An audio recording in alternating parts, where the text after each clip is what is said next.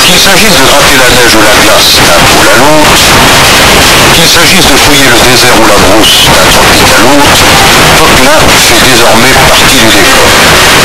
Le rappel de cette omniprésence est devenu un lieu commun. Par contre, à l'occasion du lancement par la firme d'une nouvelle génération de machines, il semble plus intéressant d'analyser le phénomène Poquelin à travers son défi à la nature, partout où elle impose des conditions de travail impitoyables.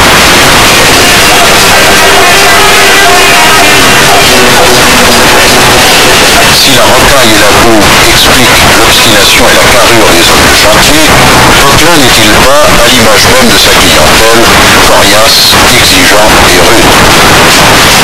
Dans cet univers, la roche, l'outil, le geste, la parole ont les mêmes angles vifs. Ici, pas de faux fuyants, chantier oblige, place aux hommes de vérité. Eh bien, c'est pourquoi nous leur demandons de témoigner sur les difficultés de leur métier, sur les contraintes qu'ils subissent et qu'ils imposent en retour au matériel dont ils se servent.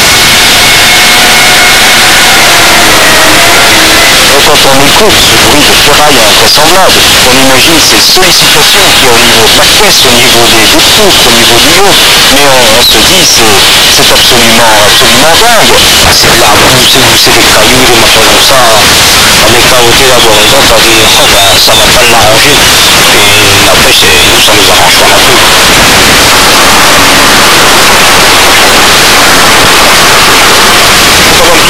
Comme des cinglés. Il va falloir dire, mais oui, un chantier comme ça qui est en circulation qu'on a à l'heure actuelle, c'est vraiment, il faut avoir la tête sur les épaules. Les chantiers de hydraulique, c'est une course au fond. Il ne s'agit pas de faire des prouesses pendant une heure, pendant une journée. Il faut, pendant la durée du chantier, faire la cadence qu'on a prévue et si possible mieux, le temps de chargement, la rotation des engins, leur déplacement sur la piste, et puis leur déversement. Eh bien tout ça c'est une question de secondes. La panne pour vous c'est l'ennemi.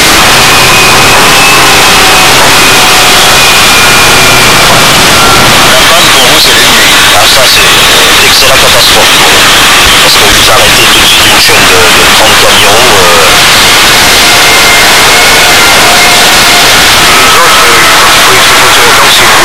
êtes heureux de oui, c'est normal, hein.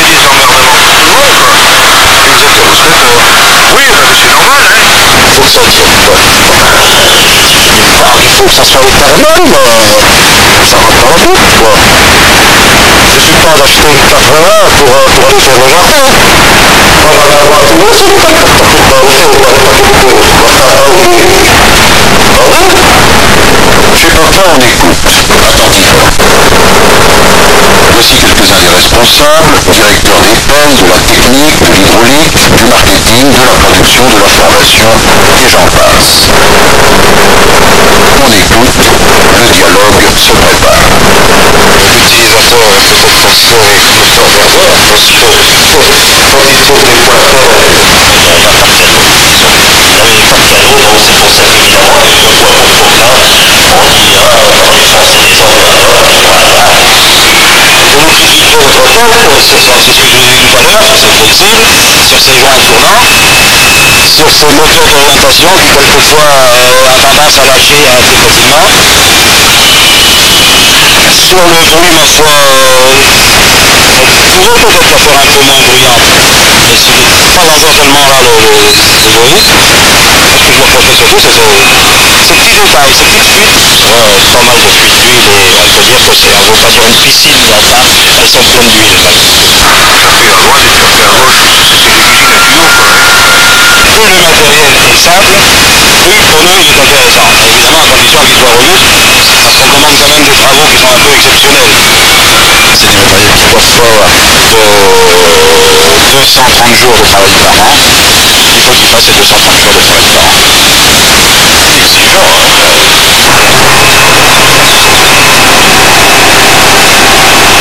Est-ce qu'on prend souvent le conseil des producteurs? Disons que, bon là, moi ça fait 11 ans que je roule des Poquelin, c'est la première fois que je parlais d'être interviewé par Poquelin. C'est ce que je pense.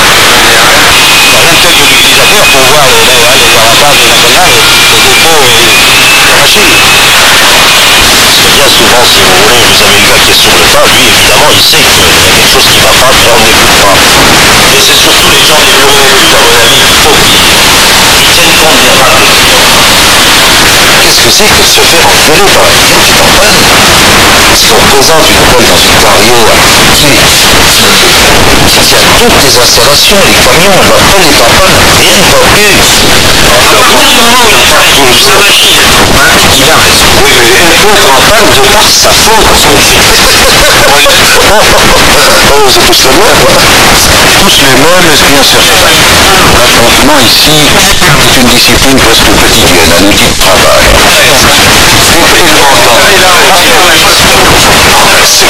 C'est ça, non, Tu me déranges un samedi. non, mais je Pour un distributeur, alors que quand une usine dans une usine de 700 personnes s'arrête parce que les machines sont arrêtées, ça me dit, il faut que moi, comme ça, je trouve une solution. il y a donc des fois où le pouvoir a raison. Il a toujours raison. Donc c'est pour le moment, ils savent faire de temps en temps. Non, c'est pas vrai. Si on attend d'un client qu'il définisse le produit, on sera déçu. Ce qu'on doit attendre d'un client, c'est qu'il définisse ses besoins. Et comme c'est nous qu'on travaille avec, c'est nous qu'on s'aperçoit ce qu'il y a qui ne va pas. Alors il y en a des petites choses qu'on laisse en échanger, évidemment, mais vous savez, il ne faut pas pouvoir se dire dans un pour encaisser en l'espace de 20 000 heures. C'est quelque chose de fabuleux. Quel laboratoire doit arriver à constituer un aussi bon banc d'essai que ce métier? C'est pas concevable. Il faut donc que les hommes qui conçoivent, créent une nouvelle machine, ils soient imprégnés de cette souffrance, je disais, de la machine, qu'ils l'aient senti, que ça leur ait bloqué les tripes là. Alors à ce moment-là, ils peuvent bien traduire sur un nouvel engin ce que va donner cette machine sur le tas. Une fois que le client a compris le problème, nous a résolu le problème, disons qu'il faut qu'on les mette tous en commun pour essayer de rapporter, nous, de notre côté, avec nos moyens, la meilleure solution. Nous sommes dans le même bateau, nous avons un travail à accomplir ensemble, et je crois que c'est ce que l'on recherche à faire à tous les coups. Dans certains cas, On est vieux amis, si vous voulez. Et on se parle aussi franchement, avec la même sincérité. On oublie un peu cet aspect client-fournisseur, vous voyez. Une équipe qui se forge, ah oui, je crois. on se connaît et on a une confiance mutuelle qui fait que le jour où il fait appel à nous, on sait qu'il a raison parce qu'il fait appel à nous.